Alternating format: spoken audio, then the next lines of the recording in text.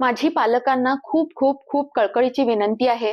Cough syrup हे तुम्ही मेडिकलमधून विदाऊट प्रिस्क्रिप्शन कधीही खरेदी करू नका. डॉक्टरांच्या सल्ल्यानेच कफ सिरप विकत घ्या. कफ सिरपचे खूप सारे प्रकार असतात.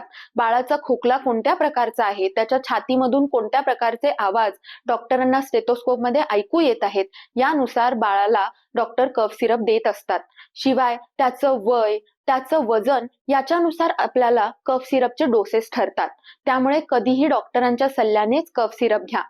आणि खूप कफ असेल तर तुम्ही मी सांगितलेले घरगुती उपाय सुद्धा करूच शकता.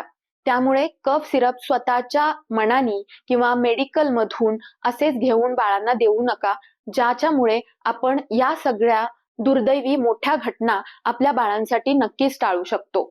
आणि डॉक्टरांनी जर तुम्हाला 2 दिवसांनी किंवा 3 दिवसांनी फॉलोअप करायला सांगितलं असेल, तर त्यामागे काहीतरी कारण असू शकतं. डॉक्टरांना पुन्हा बाळाची छाती चेक करणं आवश्यक वाटत असेल, यासाठी सुद्धा फॉलोअप सांगितला असेल, तर योग्य त्यावेळी फॉलोअप पुन्हा फेर तपासणी बाळाची डॉक्टरांकडून नक्की करून घ्या. सेफ रहा. Happy parenting. धन्यवाद.